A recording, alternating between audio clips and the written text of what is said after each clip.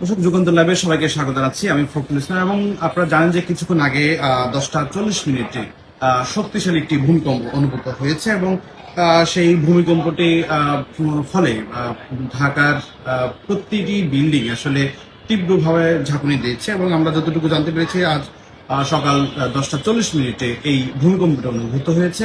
আমরা রয়েছি রাজধানীর মিরপুরে এবং মিরপুরের যে অংশটিতে রয়েছে এটি মূলত মিরপুর এক অংশ। সেখানে আমরা যখন অবস্থান করছিলাম তখন দেখছিলাম যে বিল্ডিং গুলো তীব্র ঝাঁকুনি দিয়েছে এবং নিজের অভিজ্ঞতা যদি শেয়ার করতে চাই সেক্ষেত্রে যদি বলতে চাই ইতিপূর্বে এত বড় ধরনের ঝাঁকুনি হয়তো আমি কখনোই অনুভূত করিনি এবং আশপাশে যারা বিল্ডিং এর বাসিন্দা রয়েছে তারাও কিন্তু বলছিলেন যে সবচেয়ে বড় ধরনের ঝাঁকুনিটি আসলে এই সময়ের মধ্যে তারা দিয়ে পেয়েছেন এবং এখন রিখটার স্কেলে এখন পর্যন্ত কত সেটি আমরা কিছুক্ষণ হয়তো মধ্যেই জানিয়ে দেব যে কত রিখটার স্কেলে রয়েছে। আমরা এখন পর্যন্ত যতটুকু জানতে পেরেছি যখন ভূমিকম্পটি শুরু হয় আশেপাশের বিল্ডিং গুলো কিন্তু অনেক তীব্র ঝাঁকুনি দিয়েছিল এবং সেই ঝাঁকুনির ফলে কিন্তু অনেক অসুস্থ রোগীরাও কিন্তু আসলে অনেক ভীত সন্ত্রস্ত হয়ে যান এবং সেই ভীত অনেকেই আসলে তাদের অবস্থা আরো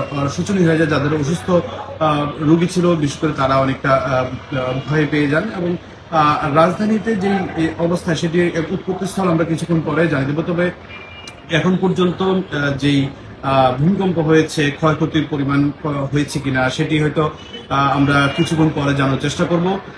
রাজধানীর এই পরিস্থিতি আমরা দেখাচ্ছিলাম মূলত মিরপুরের অংশে আমরা রয়েছি। এখানে ভূমিকম্প অনুভূত হওয়ার পর মূলত বিভিন্ন সড়কগুলোতে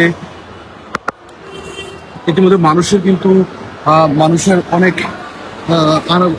সবাই কিন্তু বেরিয়ে গেছে বিল্ডিং থেকে বের হয়ে অনেক কিন্তু রাস্তায় অবস্থান নিয়েছেন। লক্ষ্য করছেন যে এই অনেকে কিন্তু আসলে কি হলো হঠাৎ করে বিল্ডিং গুলো হয়তোবা ভেঙে চুরে চুরমার হয়ে যায় কিনা সেটি অনেকে আশঙ্কা করছিলেন। তবে শেষ পর্যন্ত হয়তো সৃষ্টিকর্তার কি পায় যে আমরা সেই অবস্থান থেকে অনেকটা উদ্ধার হয়েছি।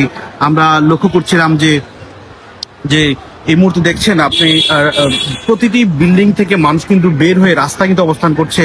শত শত মানুষ কিন্তু তারা বাসাবাড়ি থেকে বের হয়ে রাস্তায় অবস্থান করছে এবং এত তীব্রভাবে যেই ভূমিকম্পের আঘাত রাজধানীর যারা বাসিন্দা তারা কিন্তু অনেকেই বলছেন এই এত লম্বা সময় কিংবা এত শক্তিশালী ভূমিকম্পের ঝাঁকুনি কিন্তু তারা কখনো অনুভূত করেননি।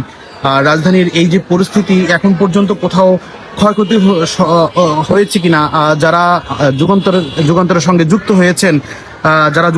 যুক্ত হয়েছেন তারা কিন্তু জানাতে পারেন মতামত। আপনার এলাকায় কোনো ধরনের ভূমিকম্পের আঘাত এসেছে কিনা অনুভূতি হচ্ছে কিনা সেটি কিন্তু আমাদেরকে জানাতে পারেন।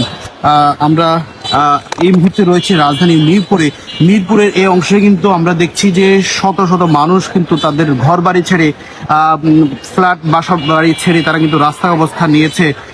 মিরপুরের থেকে সরাসরি যুক্ত হয়েছি। এছাড়া আরেকটু যদি বলতে চাই যে আজকে সকাল মূলত 10টা 40 মিনিটে এই ভূমিকম্প কিন্তু আঘাত করেছে রাজধানীর পুরো অংশ জুড়ে এবং এটির উৎপত্তিস্থল হয়তো আমরা কিছুক্ষণ মধ্যেই জানানোর চেষ্টা করছি। যারা এখন পর্যন্ত যুক্ত হয়েছেন যুগান্তরে আমরা জানানোর চেষ্টা করছি রাজধানীতে শক্তিশালী কিন্তু ভূমিকম্প আঘাত করেছে। সেই ভূমিকম্পের উৎপত্তিস্থল আমরা এখনো সুনির্দিষ্টভাবে জানতে পারিনি। আমরা সেই জেনে আপনাদের জানার চেষ্টা করছি। তবে এখন পর্যন্ত পাওয়া তথ্য মতে তাৎক্ষণিক কিন্তু কোনো ক্ষয়ক্ষতির তথ্য আমরা এখনো পর্যন্ত পাইনি। তবে মানুষ কিন্তু এখনো আতঙ্কগ্রস্ত। আপনারা দেখছেন যে মানুষ তারা কিন্তু এই এখন রাস্তা কিন্তু অবস্থান করছে। তারা অনেকটা বা এত জোরে তীব্র বেগে হয়েছে যে মানুষ কিন্তু ভয়ে তারা বাড়িঘর ছেড়ে কিন্তু রাস্তায় অবস্থান নিচ্ছে। তবে এখন পর্যন্ত পাওয়া তথ্য মতে 5.2 মাত্রার ভূমিকম্প ও রিখটার স্কেলে 5.2 মাত্রার ভূমিকম্প হয়েছে বলে জানতে পেরেছি এবং লক্ষ্য করছেন যে আসলে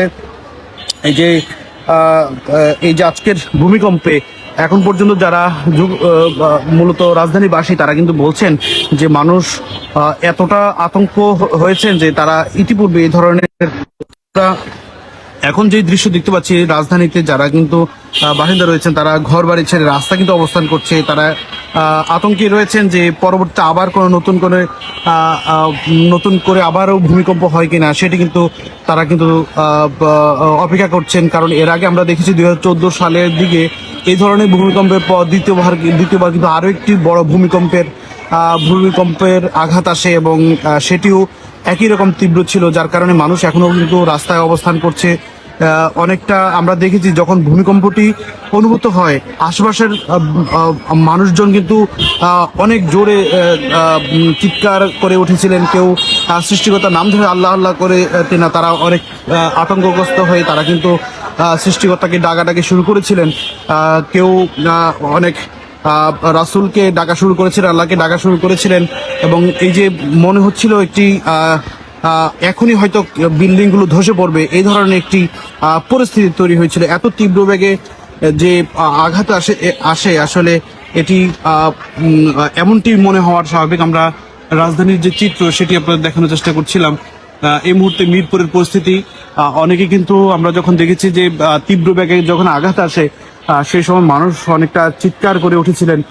কেউ নিজ নিজ অবস্থান থেকে অনেকটা দূরে সরে যাওয়ার চেষ্টা করেছিলেন, আসলে কে কোন দিকে যাবে সেটি আসলে দিক বিদিক ছোটাছুটি শুরু করেছিলেন। এবং এই মুহূর্তে এখনো কিন্তু মানুষ কিন্তু দেখছেন রাস্তায় কিন্তু অবস্থান করছে, নিজ বাসা থেকে বের হয়ে তারা কিন্তু গলিতে অবস্থান করছে। দেখছেন আমরা দেখানোর চেষ্টা করছিলাম যে